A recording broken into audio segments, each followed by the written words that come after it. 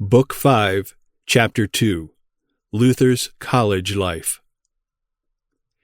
In 1501, Luther entered the University of Erfurt. He had now attained the age of 18 years. This seat of learning had been founded about a century before. It owed its rise to the patronage of the princely houses of Brunswick and Saxony, and it had already become one of the more famous schools of Central Europe. Erfurt is an ancient town. Journeying from Eisenach eastward along the Thuringian plain, it makes an imposing show as its steeples, cathedral towers, and ramparts rise before the eye of the traveler. Thirsting for knowledge, the young scholar came hither to drink his fill. His father wished him to study law, not doubting that with his great talents he would speedily achieve eminence and fill some post of emolument and dignity in the civic administration of his country. In this hope, John Luther toiled harder than ever, that he might support his son more liberally than heretofore. At Erfurt, new studies engaged the attention of Luther. The scholastic philosophy was still in great repute. Aristotle and the humbler but still mighty names of Aquinas, Duns, Occam, and others were the great sovereigns of the schools.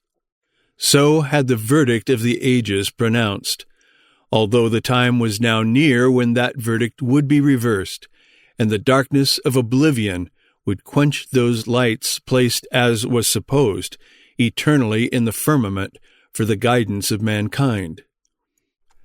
The young man threw himself with avidity upon this branch of study.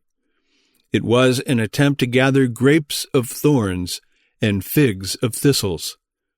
Yet Luther profited by the effort, for the Aristotelian philosophy had some redeeming virtues. It was radically hostile to the true method of acquiring knowledge, afterwards laid open by Bacon. Yet it tried the strength of the faculties, and the discipline to which it subjected them was beneficial in proportion as it was stringent. Not only did it minister to the ripening of the logical understanding, it gave an agility of mind, a keenness of discrimination, a dialectic skill, and a nicety of fence which were of the greatest value in the discussion of subtle questions. In these studies, Luther forged the weapon which he was to wield with such terrible effect in the combats of his afterlife. 2 years of his university course were now run. From the thorny yet profitable paths of the scholastics, he would turn aside at times to regale himself in the greener and richer fields open to him in the orations of Cicero and the lays of Virgil. What he most studied to master was not the words, but the thinking of the ancients. It was their wisdom which he wished to garner up. His progress was great. He became par excellence the scholar of Erfurt. It was now that an event occurred that changed the whole future life of the young student. Fond of books like his father, he went day by day to the library of the university and spent some hours amid its treasures. He was now 20 years of age, and he reveled in the riches around him. One day, as he took down the books from their shelves and opened them one after another, he came to a volume unlike all the others. Taking it from its place, he opened it, and to his surprise found that it was a Bible, the Vulgate or Latin translation of the Holy Scriptures by Jerome. The Bible he had never seen till now. His joy was great. There are certain portions which the Church prescribes to be read in public on Sundays and saints' days, and Luther imagined that these were the whole Bible. His surprise was great when, on opening the volume, he found in it whole books and epistles of which he had never before heard. He began to read with the feelings of one to whom the heavens had been opened. The part of the book which he read was the story of Samuel, dedicated to the Lord from his childhood by his mother, growing up in the temple, and becoming the witness of the wickedness of Eli's sons, the priests of the Lord, who made the people to transgress and to abhor the offering of the Lord.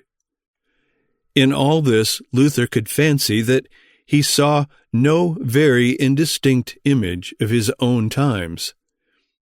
Day after day Luther returned to the library, took down the old book, devoured some gospel of the New or story of the Old Testament, rejoicing as one that finds great store of spoil, gazing upon its page as Columbus may be supposed to have gazed on the plains and mountains of the New World when the mists of ocean opened and unveiled it to him. Meanwhile, a change was passing upon Luther by the reading of that book. Other books had developed and strengthened his faculties. This book was awakening new powers within him. The old Luther was passing away. Another Luther was coming in his place. From that moment began those struggles in his soul which were destined never to cease till they issued not merely in a new man, but a new age, a new Europe. Out of the Bible at Oxford came the first dawn of the Reformation. Out of this old Bible at Erfurt came its second morning. It was the year 1503. Luther now took his first academic degree, but his bachelorship in arts had nearly cost him his life. So close had been his application to study that he was seized with a dangerous illness, and for some time lay at the point of death. Among others who came to see him was an old priest who seems to have had a presentiment of Luther's future distinction. "My bachelor," said he, "take heart. You shall not die of this sickness. God will make you one who will comfort many others. On those whom he loves, he lays the holy cross, and they who bear it patiently learn wisdom."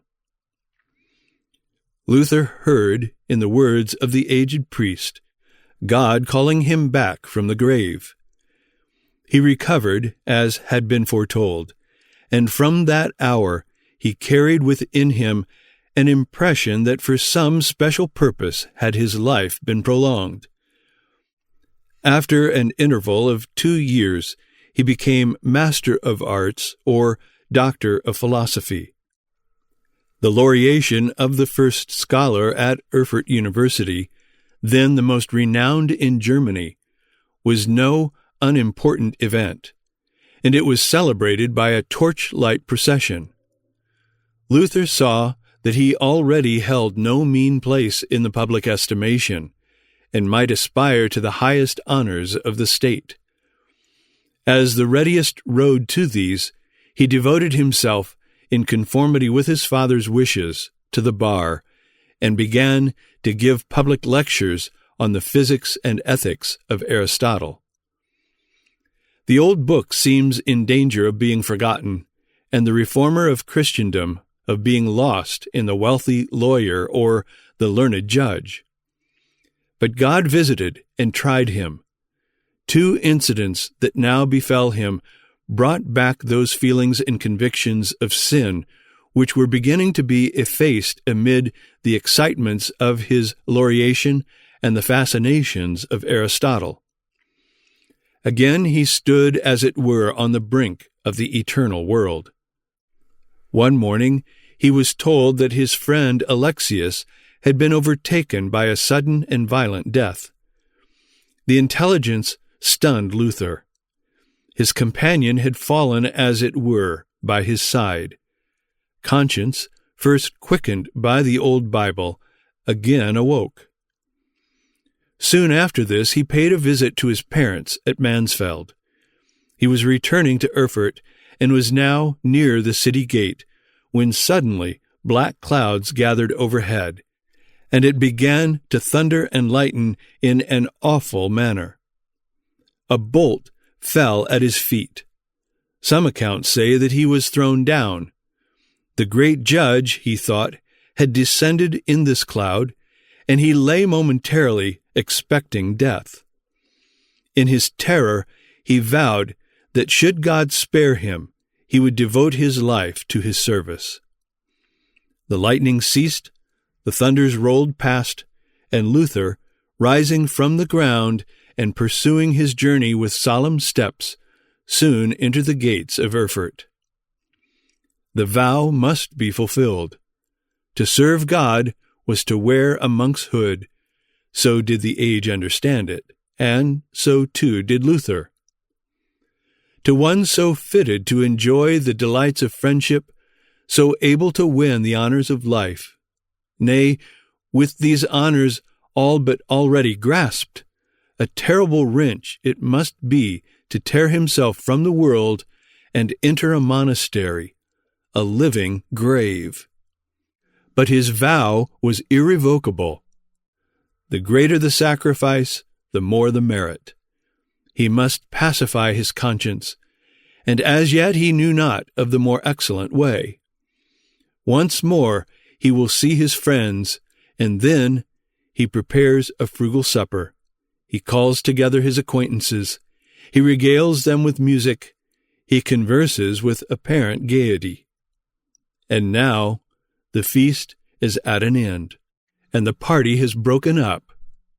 Luther walks straight to the Augustinian convent on the 17th of August, 1505. He knocks at the gate. The door is opened, and he enters.